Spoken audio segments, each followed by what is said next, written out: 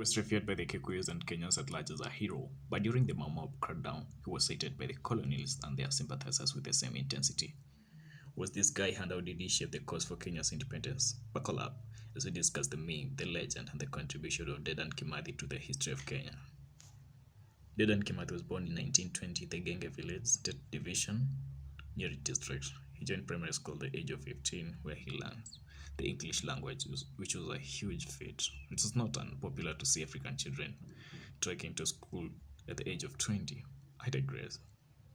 Dedan Kimathi would complete his primary school education equipped with not enough knowledge of the English language, and after completing the primary school education, Kimathi would later join Tumutumu CMS school. It was during this period that his naughty side would reveal. One of the most notable incidences was when he picked a bell, went to the top of Tumutumu Hill, and started ringing it. Why were you ringing the bell? It was not time to leave for home, Kimathi. You must have been nuts. After completing his education, Kimathi was employed in various firms across all Kalu, operating as a mill clerk. Between 1947 and 1948, Kimathi met with various members of the Kenya African Union, or KAU. In the year 1950, Kimathi was appointed as a secretary to KAU, whose members were drawn from Meru, Embu, and Kikuyu communities to reclaim back their land, which had been forcibly taken by the colonial government. In 1951, Field Marshal Dedan Kimathi would take an oath of the Mau Mau, a militant version of the now dead Kikuyu Central Association.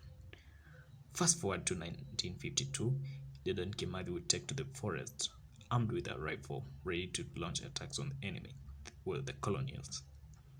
Throughout the year, the Mau Mau, under the leadership of Dedan Kimathi, would carry out several attacks, killing whites and their sympathizers alike.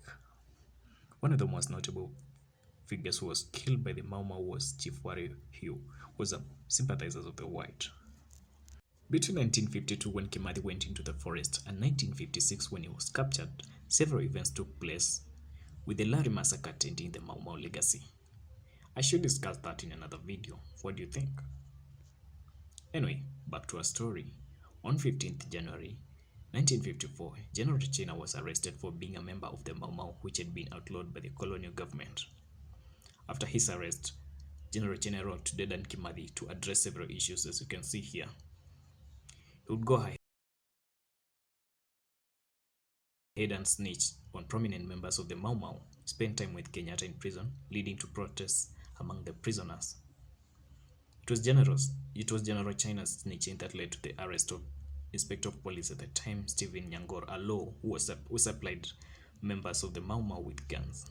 Nyangor would be condemned as rogue, dismissed from duties, and arrested, which is a story for another day. On September the same year, Field Marshal Kirita Ole Kisio, who was commonly known as Sankera, the second in command in Mau Mau after Kimathi, will be killed after getting into a trap laid for him by Black Watch Company in Narok, and after exchanging fire. Fast forward to 21st October 1956, Dedan Kimathi would meet the dreaded moment of his life in the Abadia forest. Kimathi's captors, Wanjohi and Dirangu, were two African soldiers who opened fire on him, with Dirangu shooting him on the thigh. This was what the white side to say after Kimathi's capture. The search for Dedan Kimathi ended at Nyeri police station after the Mau Mau leader had been captured, ironically as it turned out by Kikuyu policemen from his own home district. Here are two of them, Corporal Wanjohi and tribal policeman Ndirango, who actually fired the shot which wounded Kimathi in the leg.